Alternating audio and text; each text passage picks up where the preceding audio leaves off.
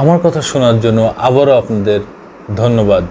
অবশেষে ইলিশ ভারতে যাচ্ছে।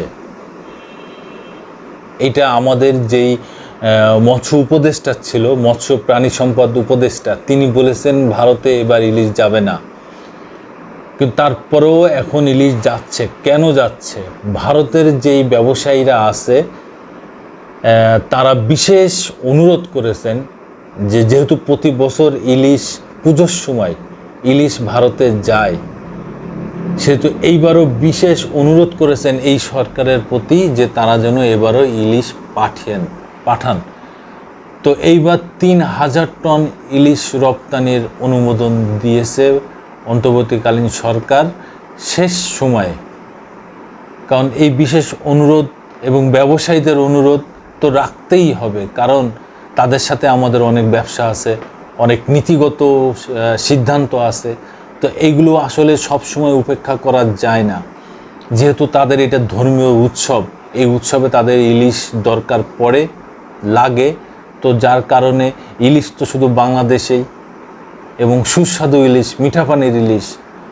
তো এই জন্য বাংলাদেশকে এই ভারতের ব্যবসায়ীরা বিশেষ অনুরোধ জানিয়েছেন। তো সেই অনুরোধে সাড়া দিয়েছেন বাংলাদেশ সরকার। এই বিষয়ে সমকাল কি বলেছে একটু শোনেন। অবশেষে ভারতে ইলিশ রপ্তানি অনুমোদন দিয়েছে সরকার।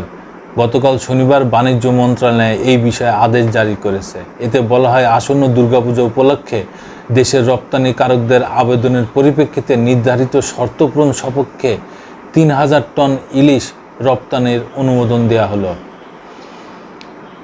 ভারতে ইলিশ রপ্তানি নিয়ে সামাজিক মাধ্যমে, বিশেষত ফেসবুকে কিছুদিন ধরে সরগরম। দুই দেশের গণমাধ্যম এই নিয়ে অনেক সংবাদও হয়েছে। রাজনৈতিক ও কূটনৈতিকভাবে বিষয়টি নিয়ে এত গুরুত্বপূর্ণ হয়ে ওঠে যে বিখ্যাত সাময়িকী ইকোনমিস্ট তাদের গত 14 সেপ্টেম্বর সংখ্যায় ইলিশ এবং বাংলাদেশ ভারত সম্পর্ক নিয়ে মূল প্রতিবেদন প্রকাশ করে। শেখ হাসিনা সরকারের পতনের পর ভারতের ইলিশ রপ্তানি নিয়ে মৎস্য প্রাণী সম্পদ উপদেষ্টা ফরিদা আক্তারের সামাজিক মাধ্যমে এই নিয়ে নানা মন্তব্য দেখা গেছে। কেউ কেউ বলেন রপ্তানির কারণে দেশের বাজারে ইলিশের দাম কমে না, সুতরাং রপ্তানি অনুমোদন না দেওয়া উচিত। কেউ কেউ বলেন সম্প্রতি নানা ইস্যুতে ভারতের আচরণ বন্ধুত্ব সুলভ নয়, ফলে সে দেশে রপ্তানি করা উচিত হবে না। এর বিপক্ষে কেউ কেউ বলেন ভারত থেকে বাংলাদেশে প্রচুর পণ্য আমদানি করে, বাংলাদেশও কিছু পণ্য রপ্তানি করে, ফলে ইলিশ রপ্তানিতে নিষেধাজ্ঞা আরোপ করা ঠিক হবে না। বাণিজ্য মন্ত্রণালয় বলেছে, রপ্তানিকারকদের আগামী 24 সেপ্টেম্বর দুপুর 12টার মধ্যে আবেদন করতে বলা হয়েছে। ওই তারিখের পর আর আবেদন গ্রহণযোগ্য হবে না। ভারতে ইলিশ রপ্তানির জন্য যারা আগে আবেদন করেছেন তাদের নতুন করে আবেদন করার প্রয়োজন নেই। দুর্গাপুজো ঘিরে প্রতি বছরের মতো এবারও বাংলাদেশ থেকে ইলিশ রপ্তানি করতে চেয়ে গত 11 সেপ্টেম্বর চিঠি দেয় কলকাতা ফিশ ইম্পোর্টার্স অ্যাসোসিয়েশন। ভারতীয় ব্যবসায়ীদের চিঠিতে বলা হয়, 5 বছর ধরে কেবল দুর্গাপুজোকে কেন্দ্র করে বিশেষ বিবেচনায় বাংলাদেশ থেকে ভারতে ইলিশ রপ্তানি হয়। সার্বিক পরিস্থিতিতে বিবেচনায় বাংলাদেশ থেকে এবারে ইলিশ আমদানির সুযোগ চান ভারতের ব্যবসায়ীরা। বাণিজ্য মন্ত্রণালয় সূত্রে জানা গেছে, গত 5 বছর পূজার সময় সাধারণত 2 থেকে 3,000 টন ইলিশ রপ্তানির অনুমোদন দেওয়া হয়।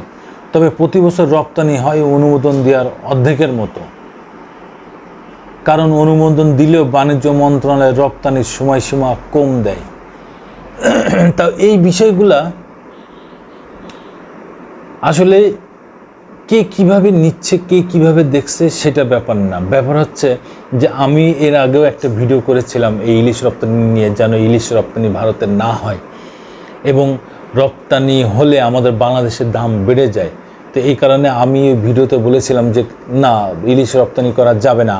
এবং তখন ওই সময়ে মৎস্য প্রাণী উপদেষ্টা বলেছিলেন, আগে আমার বাংলাদেশের মানুষ খাবে, তারপরে যে ভারত খাবে কিংবা অন্য কেউ খাবে।